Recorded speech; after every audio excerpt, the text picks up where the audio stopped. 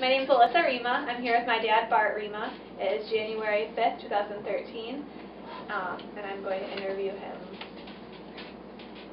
When is your birthday? May 31st, 1965. What branch did you serve in? Michigan Army National Guard. What wars were you in? Persian Gulf War and Operation Iraqi Freedom. What was your rank? Retired as a first sergeant. And where did you serve out of? Greenville, Michigan. I enlisted. How old were you? 18. Why did you decide to enlist? To pay for college. Why did you particularly pick the National Guard? Because then I could be at home and go to college and get it paid for. Do you recall your first days of service? Yes. What did it feel like on those days?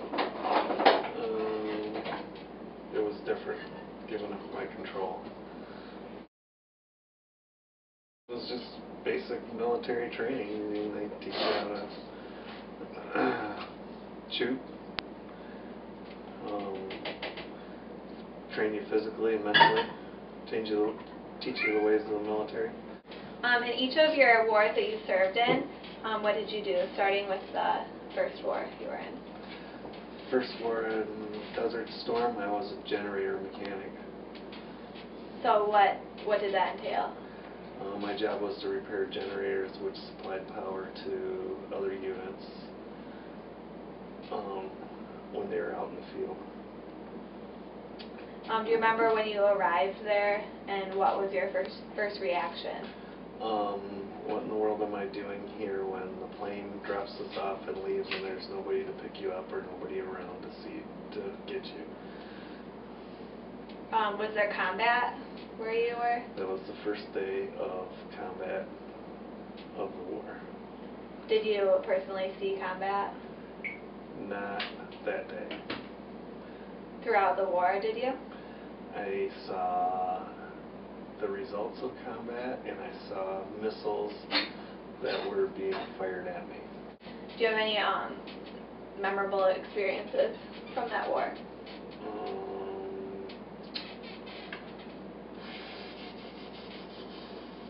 Probably going down what they call referred as the death highway and seeing all the vehicles that were all blown up and stuff like that around. Your second war, the Iraqi war, what was that like arriving there? That was a little different because instead of being dropped in the middle of the war, basically, we were dropped in Kuwait, and then we had 3 weeks of training in Kuwait, and then we didn't leave to go. We convoyed up after 3 weeks of training. What was your job assignment in Operation Iraqi Freedom?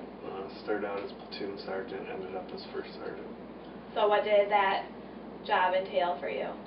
I was responsible for 76 people when I got there, making sure that they had everything they needed and stayed safe.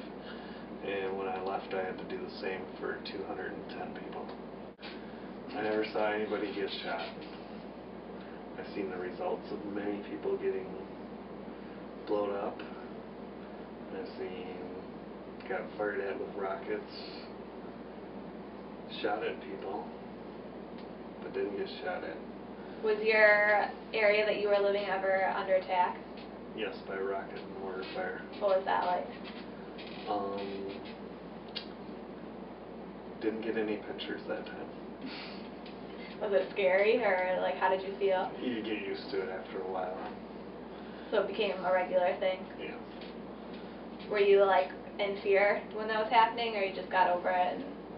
No, I was more worried about if I hit anything and hurt anybody. Time was, for a lot of my soldiers, was to go and play paintball. And one day I happened to be driving by in a John Deere Gator, and I decided to join the game, and my John Deere Gator became the tank in the paintball war. So there was fun experiences, you would say, entertainment while you were? Yes. Would you say there was more fun or more not fun things?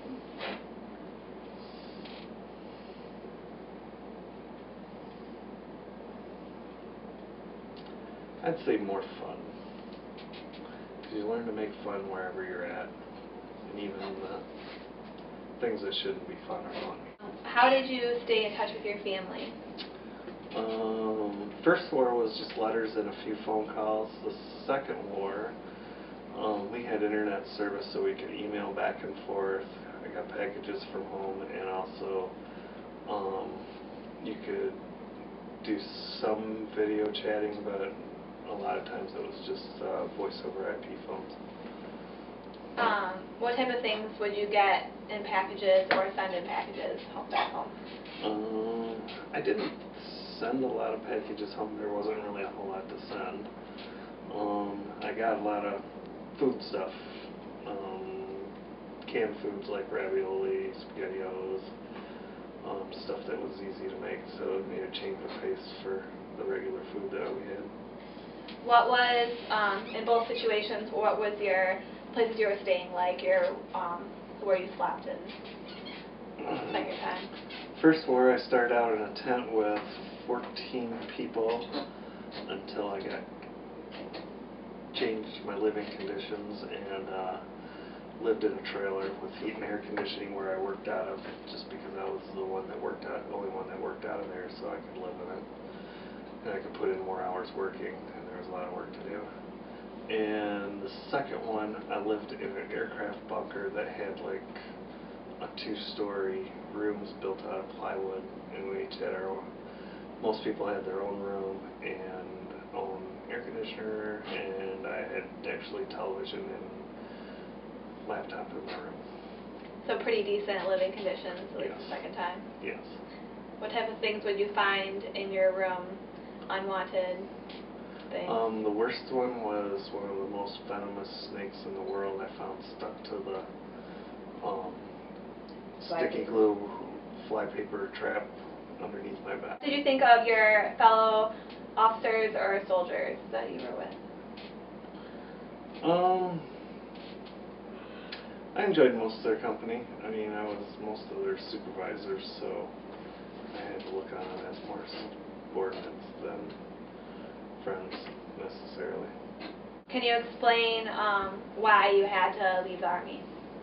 It was from injuries that I got while I was in Iraq for my shoulder and both my wrists. So if you could have not retired, would have you stayed in the military? Yes. So what were your feelings when they told you that you were going to have to retire? They didn't tell me I had to retire. It was a choice that I made because I couldn't perform the job to the standards that I thought were needed for the job. Did you make any close relationships or friendships while you were in service? Yes. Do you continue any of those relationships? Yes. Would you like to explain any of those relationships? It's hard to explain because Army friends are different than any other friends that are, I don't have to talk to them for 6 months. But if I pick up the phone and talk to them, there's no, oh, you didn't talk to me for, 6 months, I'm not going to talk to you anymore, or if I need something, I know I can call any of them and just say, hey, I need this, and I might not have talked to them for a year, and they can drop a hat and give it to me. Well, I learned a lot of not believe everything that the news tells you, because I was actually there and watching news reports that were very inaccurate, and so what's necessarily going on isn't always what really is going on. And where most people question what's going on, I don't question as much because I know there's more information I can't get without being in a situation that's available. How has your service and your experiences affected your life? lot of negatives, a lot of positives. I mean, one big thing is I've missed out a lot on my kid's life because I was gone for extended periods of time. But part of the positive is I'm at 47, I'm retired and can enjoy life. Well, thank you for letting me interview you.